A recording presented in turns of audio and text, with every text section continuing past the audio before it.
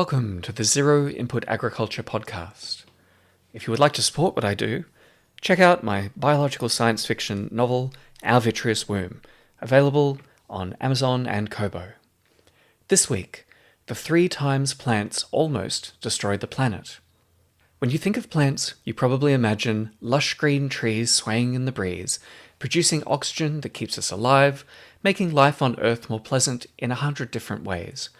Plants are the foundation of the terrestrial food web, but the path they took to reach their current position featured several brushes with disaster on a planetary scale. The primary power of plants comes from their ability to do photosynthesis, a neat trick that massively increases the available energy.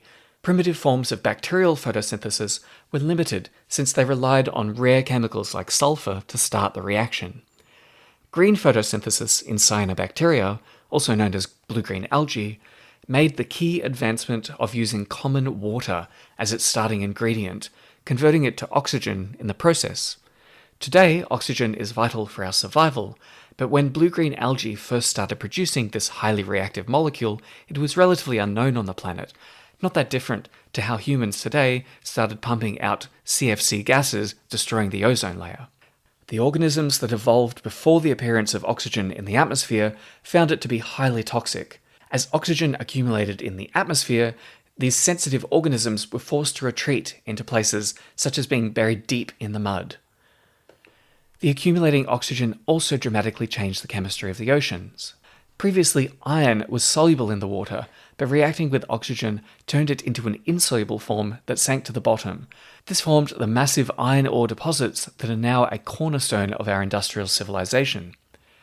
The oxygen also reacted with methane in the atmosphere that had previously provided a sufficient greenhouse effect to keep the early Earth warm enough to be hospitable for life at a time when the sun's output was significantly lower than today.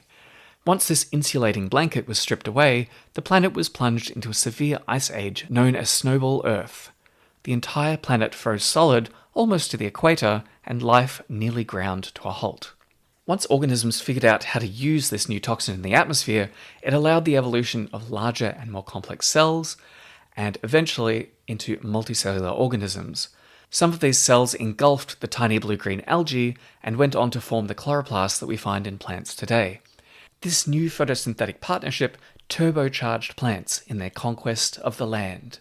Previously, the land was only inhabited by lichens, a symbiont themselves that weave together fungi and single-celled algae. While lichens slowly ate away at the rocks by secreting acids, the first land plants, in symbiosis with their own root fungi, dramatically stepped things up a level by pushing their roots ever deeper into the soil. These acid-secreting roots remind me of the terrifying xenomorphs with corrosive blood from the Alien movies.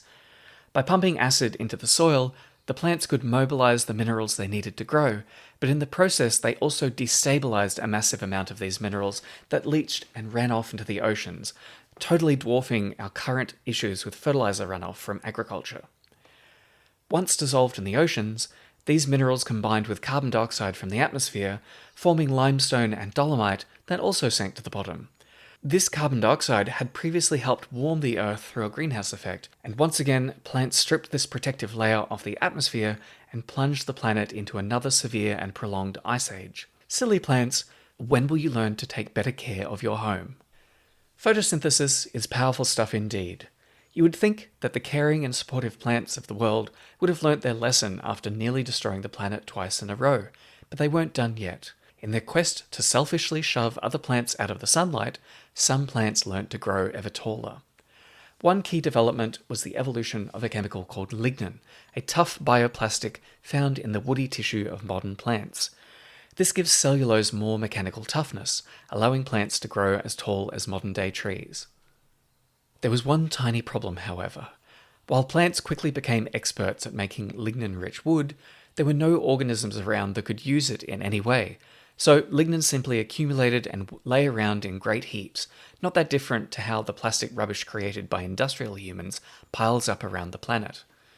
It adds a whole new meaning to the term leaf litter. It took fungi and bacteria tens of millions of years to catch up and become effective decomposers of this new woody waste material. In the meantime, the great rubbish layers were buried by geological activity, eventually forming the coal beds that are the second cornerstone of modern industrial civilization. In some ways, decomposing microbes haven't completely caught up with the capacity for plants to produce waste material. Another fate for excess plant material is fire. Debates about natural fire regimes aside, is a raging conflagration the best end use for all that solar energy and biomass? Our human ancestors tapped into surplus plant biomass through the harnessing of fire, a key step that laid the foundation for who we are today. We more recently tapped into coal and iron and transformed our society and planet through the Industrial Revolution, though those ancient resources won't last forever. When coal and oil are gone, how will our society transform to once again rely on biomass for energy? My book, Taming the Apocalypse, explores possible futures that allow humanity to get by with purely biological resources. So, next time you are laying in the grass and looking up at the trees, remember how their great green power transformed the planet, both for the better and the worse, depending on the timescale of the story you are telling. Perhaps humans with their newly awakened powers of transformation will also settle down over time to make the planet a more interesting and hospitable place. Just don't be surprised if we mess it up first a few times along the way.